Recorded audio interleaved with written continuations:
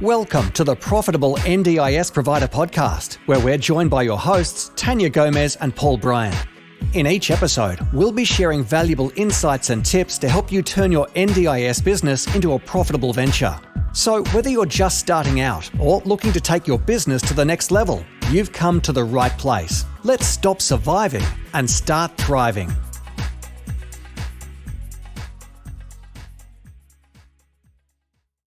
G'day everybody and welcome to the Profitable NDIS Provider Podcast. It's great to have you here. My name is Paul and I'm here with my amazing co-host Tania Gomez. How are you going? I'm wonderful, Paul. How are you today? Very good, thank you. Wonderful. And we are joined by the beautiful Sarah Broad from Nurse Next Door, who is a franchisee for the Nurse Next Door franchise here in Western Australia. Sarah has practiced as a registered nurse for over 23 years and works across a broad spectrum of areas and specialties, including pediatrics, neonatal intensive care, perinatal services, mental health and disability. She has seen firsthand the unfortunate gaps in the healthcare system and the impact that it has on vulnerable people and their families. Sarah is passionate and committed to keeping older Australians and those living with a disability living at home and being independent and happy as long as possible. Welcome, Sarah. Thanks for joining us today. Thanks, guys. Thanks for having me on. It's really great to have you on. You've obviously been a client of both Paul and myself, and one of my personal friends here. I like to say my only friends in Perth. I don't know if that's sad or not, but I often say. And so it's really great to have you on the show. I know that you listen to episodes and we talk about them often. I guess for everyone who doesn't know you as well as us, do you want to give us a bit of background about Nurse Next Door, about your journey with Nurse Next Door, and your journey so far as an NDIS provider? Yeah, sure. Thanks, guys. I guess my journey with Nurse Next Door came about just after I had moved from Melbourne to Perth after the COVID lockdowns. And I was actually at the time 6 months pregnant with my fourth baby. And suddenly wondering what I was going to do with myself, which is, probably a bit crazy given I was about to have my fourth baby. And I was looking at things outside of, the clinical realm due to some health issues. And suddenly, like Facebook can hear us all talking and thinking out loud, these Nurse Next Door ads kept popping up on Facebook, making me want to kind of delve in and look deeper into what this Nurse Next Door brand was all about. And so that kind of led me on a 1 month intensive journey of, researching all things Nurse Next Door, all things franchises. I was reasonably familiar with the NDIS space. And, I really wanted to essentially see if this was something that I could consider doing, long term.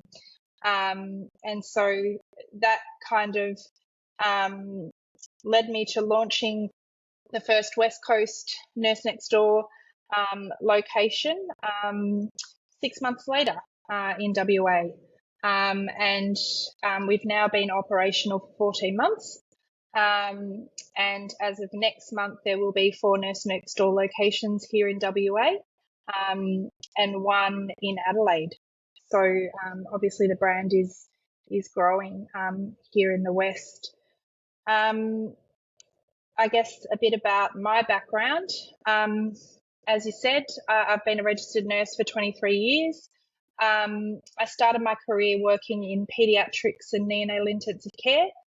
I always knew that I was going to work with children in some capacity. When I first had my son 17 years ago, I found once I returned to the neonatal intensive care unit that, the mental burden of working in those highly stressful environments was quite challenging. And it really was starting to impact my life outside of work. And so I really needed to think about, what I could do moving forward, where I could still pursue my love of working with, children and families. And so that led me to start working in the mother-baby units. So I still got to kind of cuddle babies and, work with families. I then kind of took a contract with the Victorian Government, Department of Health, helping to initiate services in the community for women during pregnancy and when they'd had their babies. And, quickly kind of started consulting, helping to open other mother-baby units.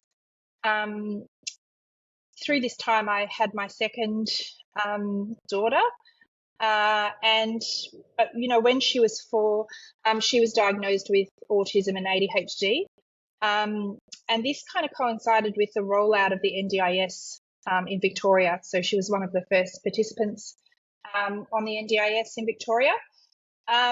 This was also my first encounter, I guess, as a parent in the disability space. And obviously navigating the NDIS, personally myself. At the time that my daughter was diagnosed, I was working as a nurse unit manager. I was working really long hours. I was commuting a long way to work.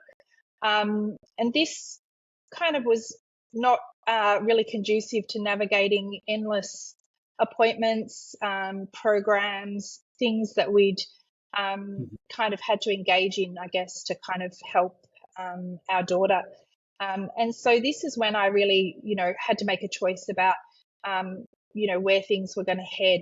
And so unfortunately, at that time, I had to resign as a nurse unit manager. And, again, going into that, what am I going to do with myself where I can still work and earn an income, but be present and available for my daughter. And so this kind of was the first step into disability nursing. And so I started kind of working as a disability nurse at the time for what's now called, specialist disability accommodation, which back then was run, by the Department of Health.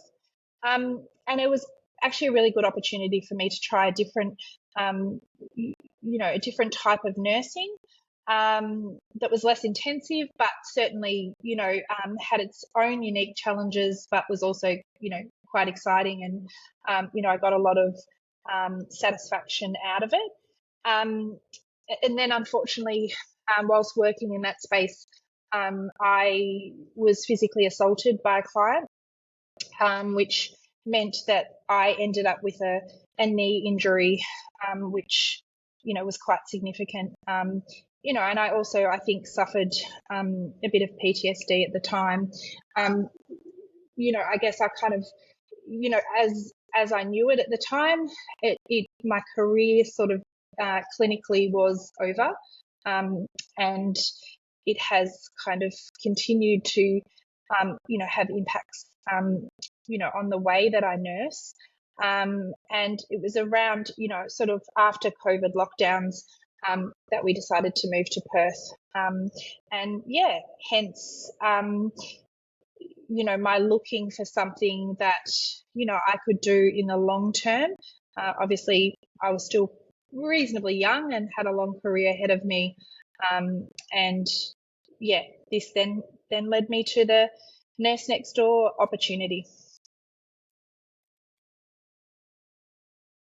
That's really cool. Like you've had a wide range of experiences that have definitely led you on your path, and goodness, eventful, in regards to, what you've had to sort of go through there. With all the nursing experience that you've had, what made you decide to look into buying a franchise? Well, I guess, when I was thinking about the best way to utilize my skills, I mean, essentially at the heart of it, I'm a people person. I care a lot about people, and I still felt like I had a lot a lot to give to people. I think, working as a manager in the healthcare system, and I've been there and I've done this, it's really hard to still care for people and impact people in the same way. I think there were lots of limitations that I found when I was working as a manager in the healthcare system that still didn't satisfy me in the way that I got to connect with patients and, really sort of feel like I was having an impact. And so I think when I was thinking about ways that I could utilize that passion that I have for people, that's kind of where, when I saw the opportunity, I thought, well, this really is the perfect way to combine all of the skills that I thought I had, as well as, be a part of a brand that, at the heart, really aligned with, my values and how, their model of care very much fit with, my own. Yeah, that's really cool. So what type of services are you providing under that model, and is it quite like tight with what you can and can't do? So I guess we provide services for participants in the NDIS. We provide services to clients that are on home care packages, and we also provide services to clients that want to privately pay for their healthcare. And so that might look like, people coming out post-surgery or post-hospital admissions that kind of don't fall under any umbrella of funding models, but still very much require in-home care. So obviously we are an in-home care provider. We provide the full spectrum of care, every aspect of nursing care, caregiving and companionship. And under those umbrellas, that includes personal care, meal prep, light domestic work, respite, social and community participation. We provide SIL services. And so there is, obviously under that banner, a lot of services that we can provide. And for someone coming that doesn't have a business background, what do you think is the benefit of being a franchise owner? Well, I think a major benefit of owning a franchise is that the master franchisor guides the running of the business. So this means that, as the franchisee, I benefit from the experience and expertise of the master franchisor, which obviously increases your chances of success, particularly if you are coming as myself from a non sort of business background. Obviously that lowers your risk when you're starting a business. You've obviously got that ongoing business support and mentoring. The marketing and brand awareness is already there. So you're really just, growing that. You have that proven business model and operating procedures. Something that was really important to me when I was looking at the franchise model was that the overarching clinical governance structure was there. I wasn't starting from scratch. I wasn't having to make sure that my policies and procedures complied with, the aged care standards, the NDIS practice standards, all that clinical governance, which I feel is, really critical, was already there for me. Wonderful. And was there any main selling points that I mean, you talked about the clinical governance structure, but were there any other benefits that you were like, yeah, absolutely, that's what's got me across the line, that's the reason that you would choose a franchise over running your own independent business? I guess I really liked the core values of the company. And I could see these, sort of played out in the ethos of the business, from the top down. I liked that the master franchisor here in Australia had a lived experience of disability, as well as previous kind of success in running big businesses. I loved that there was support to set up, your franchise embedded, in the company, to ensure the compliance, the clinical governance, and kind of the success for both clinical and non-clinical franchise partners. I really connected with the concept of the happier aging and possibility, and how this fitted with my own kind of values and beliefs. And as I said before, what really sort of, what really attracted me when I was thinking about what was important to me was, this notion of the model of care, that it was, that all of our client care is overseen by a registered nurse. That, the client point of contact is a registered nurse. The staff are supported and trained, by a registered nurse. And I guess, being a parent of a child who has accessed services before, I knew what was important and I knew what I was looking for. And I felt like, if I was looking for, the services that Nurse Next Door provided for my daughter, then they were ticking all those boxes for me. Wonderful. And I guess what's the actual practical application of being a franchisee? Like, do you get you talked about the clinical governance structures? Do you get policies, procedures, marketing materials? What do you do, and what does the franchisor do? Yeah, so all the marketing and brand awareness is already there and set up for us. And so there are a lot of kind of guidelines around that. So, the marketing's there, that head office do all the social media, all the branding. I guess that's all set up and available to us to use.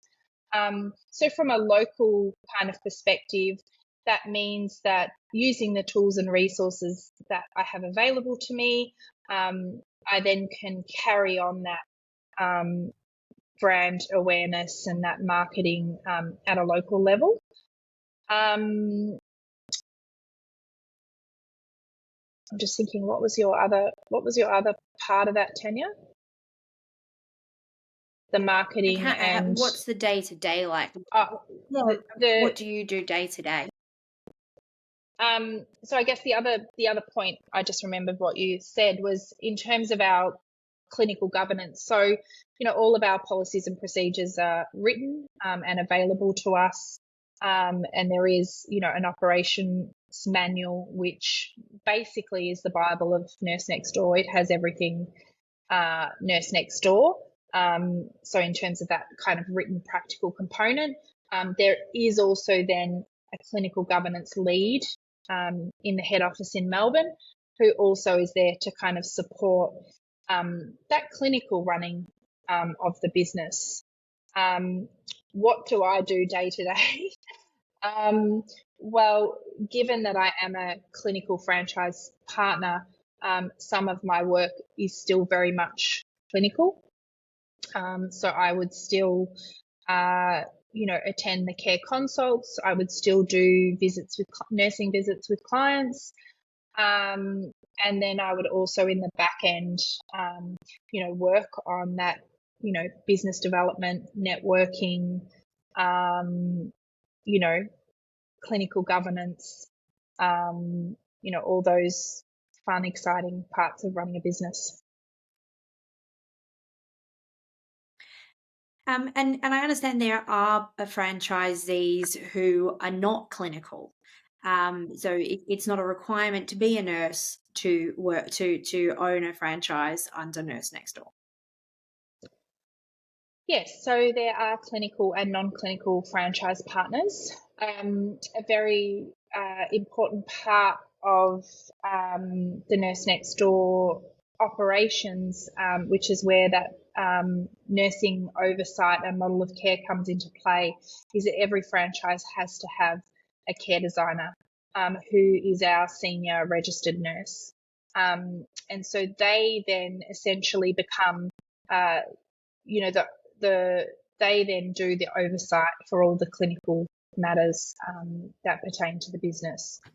So for a non-clinical franchise partner, they would be, heavily reliant on getting that, care designer who will essentially operate the clinical side of the business for them.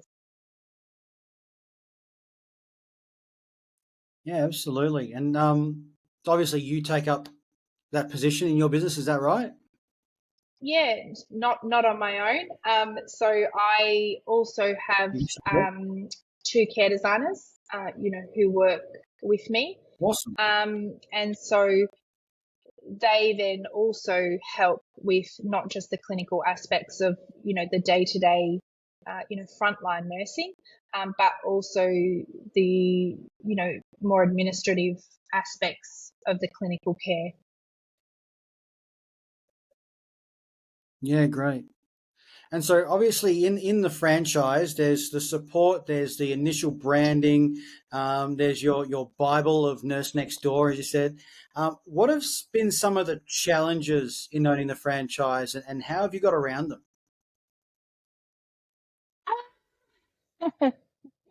Challenges of owning a franchise. Well, I guess, I've had the same challenges as that most people running a business would encounter. I guess, although, you have some autonomy in how your business operates, for the most part, there are obviously, systems and regulations and, directions that come from the franchise. And I think, initially that can be really supportive in that, you have that support. It can also have its limitations as well, because obviously there is only, there's only so much you can do, outside of what is expected of you, in terms of the Nurse Next Door brand. But largely, I think some of those challenges have also worked to help support me in times where, essentially the challenges of running a business are universal. Long days, people management. At the end of the day, the business that we have is 24/7. The clients that we look after, they require care. And, I take it, it is a really big responsibility that I take, that I ensure that all my clients receive the care that they need. And at times, that is challenging. But yeah, essentially, there's also, as we've said, I utilize both yourself and Tania's services. And so I also look at other ways that I can get support to, help me to run my business the best that I can. And do you think there's certain people or certain types of backgrounds of people who would or wouldn't be suited to being a franchisee? Do you think there's something that makes that better or worse for certain personality types or personal backgrounds and experience? I think that if you're someone who likes a lot of structure, and support and, a very sort of clearly defined pathway, then owning a franchise is perfect because, those structures and systems are there, and they're there to support you. And ultimately they're there to provide safety to the clients and the staff that we work with. And so, there's definitely lots of support embedded in the structure of the franchise system. And particularly, obviously Nurse Next Door is the only franchise experience that I have. And so I guess I'm talking from the experience that I have with Nurse Next Door. But, my father-in-law has been involved in franchises. So, I know a little bit about, the kind of concept of them. I think, when you think about owning your own business, there are lots of, and even in this business, I have lots of ideas about ways that I can impact people. And I've always been someone who is trying to problem solve, ways to, solve problems, and as a parent in the disability space, I see lots of, shortfalls. I see lots of challenges. I see some of the complexities that have evolved in the NDIS space. And so I'm always kind of, thinking about ways that I could, try and fix those or provide solutions. And some of those I know that I can do within the structure of the business that I'm operating now. And some I know I can't. And I guess I've kind of had to kind of make peace of that, and I try and do what I can, with the resources that I have.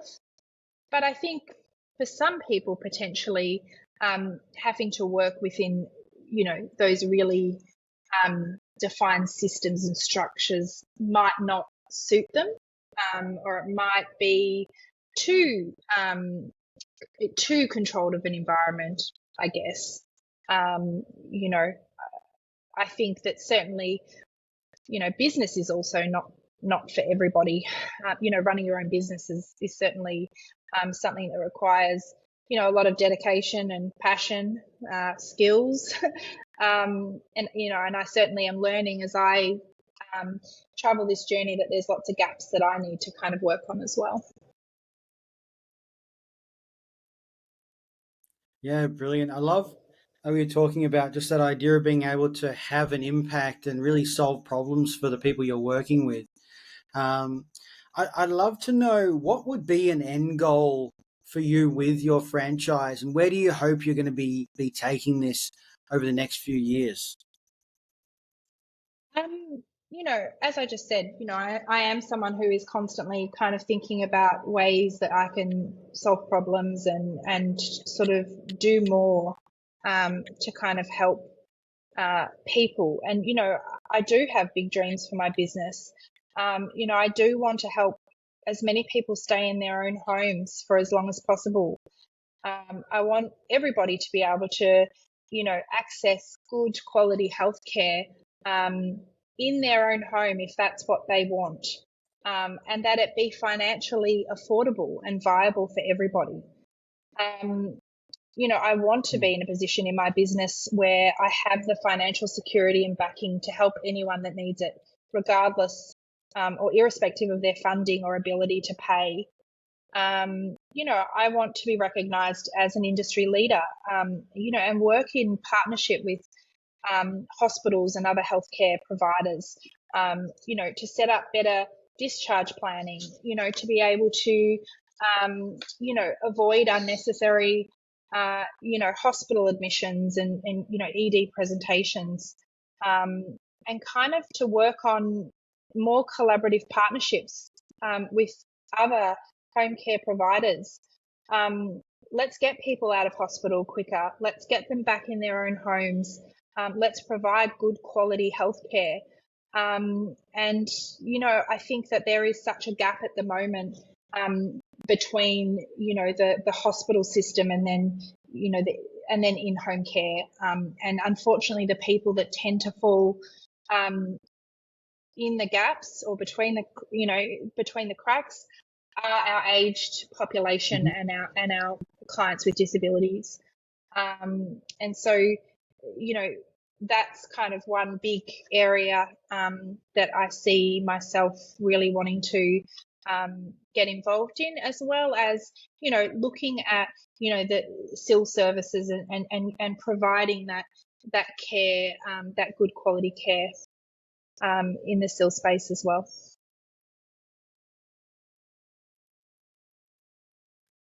Amazing. Sounds like there's lots of things in the pipeline for you, and I have no doubt that you're going to be amazingly successful in achieving all of those goals.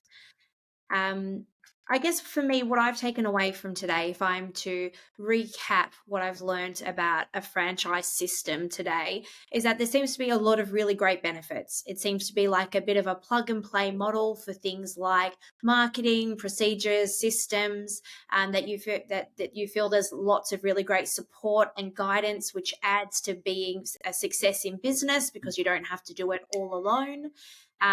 You noted that maybe it might not be suited for people who want a large amount of flexibility over structures, systems, procedures, or that don't want to be have too much of a rigid and defined system in how they operate. And I think I've also learned, that for you, it's quite a personal mission. It's really about affecting change, and you've been able to take this model that was adopted, that you didn't have to think too much about putting those things in place and those structures in place, that you're actually able to focus more on providing high quality care and focus what you're passionate about, as opposed to being too tied up with things like structures, that you just have those things in place so that it takes one less thing that you have to think about in a day off your plate. Have I summarized that correctly? Is there anything else you'd like to add to that? Yeah, no, I think that's a really good summary. And I guess, to highlight that, when I started this business, I could really hit the ground running. I could start affecting change from day one because those systems and structures were in place. And so, when I'm here 14 months later, I can see all the really great work that my team, have, sort of affected, because we could do that without all the back end stuff taking me away from, the front facing work that we do. Yeah, that's brilliant. Look, you've made a massive progress in the last 14, 15 months, and it's been fantastic getting to know you and see your journey. From the first time you walked into one of the networking meetings I was holding last year, we met for the first time, which was awesome. Hey, look, how can listeners get a hold of you if they'd like to find out more about your services, or even just ask sort of about the franchise model and how it goes? Yeah, so they can definitely go to the Nurse Next Door website. We are, the Perth North franchise. So you can, go to the locations, and you can find out more about myself and my husband, who are the franchise owners here. And it can also tell you about the services that Nurse Next Door offer. And also there is a section on the website where you can look at, owning a franchise. And there is lots of information to kind of get you started if owning a franchise is something that you're interested in. Yeah, brilliant. Look, thank you so much for joining us today, Sarah. It's been great to dive into this probably a different space than a lot of people have thought about, owning a franchise in the NDIS space. And you've shed some fantastic light on what it's like, how to get it set up, things to work through. So we really appreciate it. Thank you very much for that. Thanks, guys. It's been great. Thanks so much, Sarah. Thanks for joining us. Yeah, it's always great to see you and catch up with you, and it's really been interesting to learn more about Nurse Next Door as well.